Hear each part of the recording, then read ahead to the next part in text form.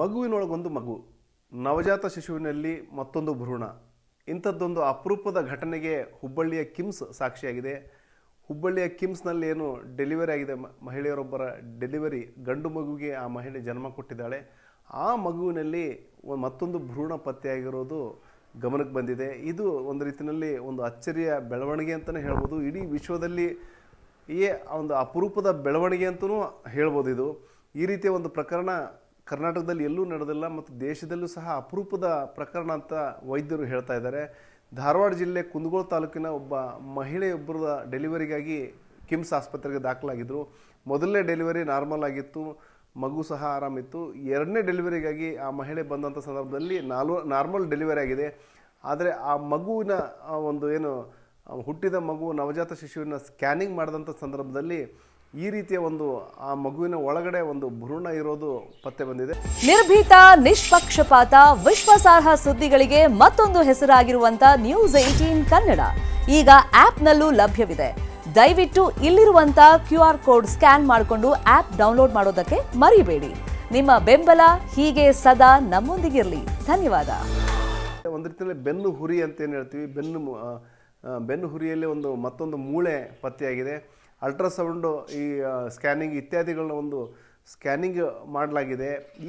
ಈ ಒಂದು ಏನು ನವಜಾತ ಶಿಶುವಿನಲ್ಲಿ ಈ ರೀತಿ ಒಂದು ಅಪರೂಪದ ಒಂದು ಮಗುವಿನ ಒಳಗಡೆನೇ ಒಂದು ರೀತಿಯಲ್ಲಿ ಮಗು ಗರ್ಭ ಧರಿಸಿರೋದು ಇದು ಒಂದು ವಿಚಿತ್ರಕ್ಕೆ ಕಾರಣವಾಗಿದೆ ಅಂತ ಹೇಳ್ಬೋದು. ಸಾಮಾನ್ಯವಾಗಿ ಅವಳಿ ಜವಳಿ ಏನು ಟ್ವಿನ್ಸ್ ಅಂತ ಹೇಳ್ತೀವಿ, ಇಲ್ಲ ಕೆಲವೊಮ್ಮೆ ಸಯಾಮಿ, ಅಂದರೆ ಆ ಒಂದು ಎರಡೂ ಟ್ವಿನ್ಸು ಎಲ್ಲೋ ಒಂದು ಕಡೆ ಜಾಯಿಂಟ್ ಆಗಿಬಿಟ್ಟು ಸಯಾಮಿ ಮಕ್ಕಳಾಗಿನೂ ಸಹ ಜನಿಸಿದ್ದನ್ನು ನಾವು ನೋಡ್ತೀವಿ. ಆದರೆ ಇದು ಒಂದು ರೀತಿಯಲ್ಲಿ ಇದೆಲ್ಲದಕ್ಕೂ ಒಂದು ಭಿನ್ನ ಅನ್ನೋ ರೀತಿಯಲ್ಲಿನೇ ಇದು ಮಗುವಿನ ಒಳಗಡೆ ಮತ್ತೊಂದು ಮಗುವಿನ ಭ್ರೂಣ ಇರೋದು ಬೆಳಕಿಗೆ ಬಂದಿದೆ. ಇದು ಏನು ವೈದ್ಯಕೀಯ ಲೋಕಕ್ಕೆ ಒಂದು ಅಚ್ಚರಿಯ ಮಾತೂ ಹೌದು, ಅಚ್ಚರಿಯ ಸಂಗತಿನೂ ಹೌದು. ಇದು ಈಗೇನು ಆ ಮಗುವಿಗೆ ಸದ್ಯಕ್ಕೇನೋ ಆರೋಗ್ಯಯುತವಾಗಿದೆ ಮತ್ತು ಯಾವುದೇ ರೀತಿಯ ತೊಂದರೆ ಇಲ್ಲ. ಆದರೆ ಮುಂದೆ ತೊಂದರೆಗಳು ಆಗಬಹುದು ಅನ್ನೋ ಒಂದು ಲೆಕ್ಕಾಚಾರದಲ್ಲಿ ವೈದ್ಯರಿದ್ದಾರೆ.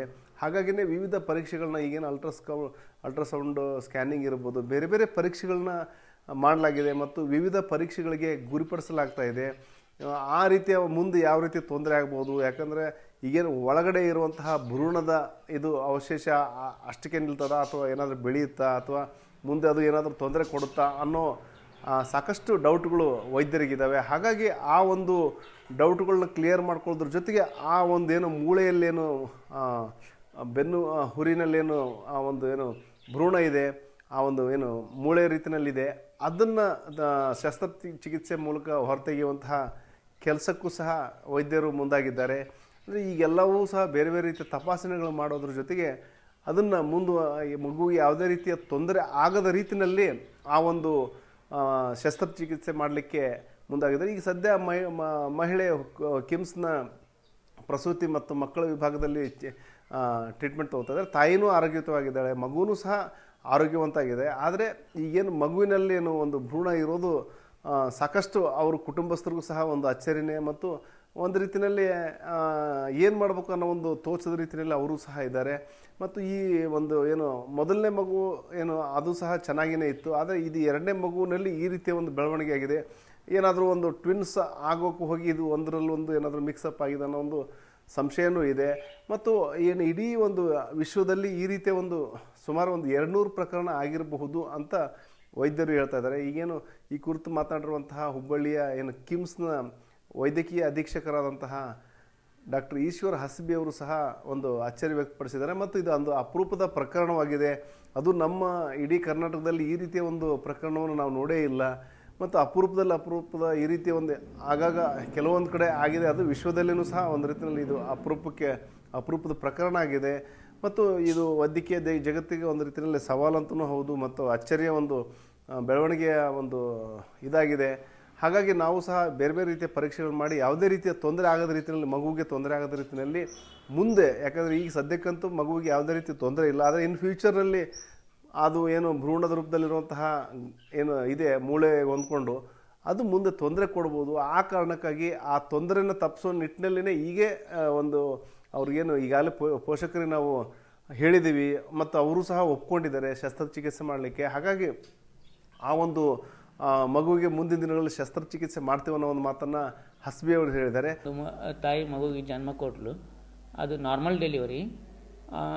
ಅದರಲ್ಲಿ ಈ ಪ್ರಕರಣ ದಾಖಲಿದೆ. ಇದು ಅತಿ ವಿರಳದಲ್ಲೇ ಅತಿ ವಿರಳ. KMCಯಲ್ಲಿ ಈ ಥರದ್ದು ಯಾವಾಗಲೂ ಆಗಿಲ್ಲ. ಯಾವುದೇ ತಾಯಿಯರು ಈ ಥರ ಮಗುವಿಗೆ ಜನ್ಮ ಕೊಟ್ಟಿಲ್ಲ. ಇವರು ತಾಯಿ ಬಂದುಬಿಟ್ಟು ಕುಂದಗೋಳ ತಾಲೂಕಿನವರು. ಅವ್ರಿಗೆ ಇದು ಎರಡನೇ ಮಗು. ಇದು ಮೊದಲೇ ಮಗು ಚೆನ್ನಾಗಿದೆ, ಇದು ನಾರ್ಮಲ್ ಡೆಲಿವರಿನೇ ಆಗಿದೆ.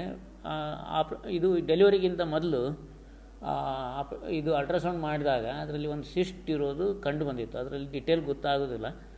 ಡೆಲಿವರಿ ಆದಮೇಲೆ ಅದನ್ನು ಪರೀಕ್ಷೆ ಮಾಡಲು MRI ಮಾಡಿದಾಗ ಅದರಲ್ಲಿ ಬೆನ್ನಿನ ಮೂಳೆಯ ಅವಶೇಷ ಇರೋದು ಕಂಡು ಬಂದಿದೆ. ಮಗುವಿನ ಹೊಟ್ಟೆಯಲ್ಲಿದೆ.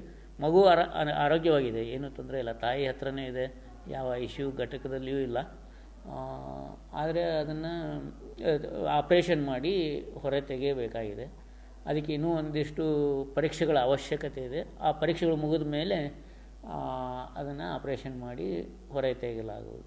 ಮತ್ತು ಈಗ ಸದ್ಯ ಆ ಮಗು ಯಾರು ಏನು ಅವ್ರ ಪೋಷಕರ ಬಗ್ಗೆ ರಿವೀಲ್ ಮಾಡಿಲ್ಲ. ಯಾಕಂದರೆ ಮುಂದೆ ಸಾಮಾಜಿಕವಾಗಿ ಮುಂದೆ ತೊಡಕಾಗ್ಬೋದು ಅನ್ನೋ ಒಂದು ಕಾರಣಕ್ಕಾಗಿ ವೈದ್ಯರು ಸಹ ಆ ಒಂದು ವಿಚಾರಗಳನ್ನು ರಿವೀಲ್ ಮಾಡಿಲ್ಲ.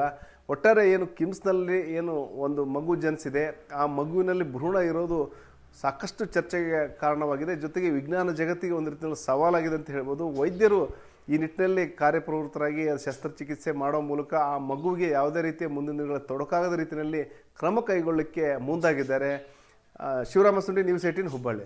ನಿರ್ಭೀತ, ನಿಷ್ಪಕ್ಷಪಾತ, ವಿಶ್ವಾಸಾರ್ಹ ಸುದ್ದಿಗಳಿಗೆ ಮತ್ತೊಂದು ಹೆಸರಾಗಿರುವಂತ ನ್ಯೂಸ್ 18 ಕನ್ನಡ ಈಗ ಆಪ್ನಲ್ಲೂ ಲಭ್ಯವಿದೆ.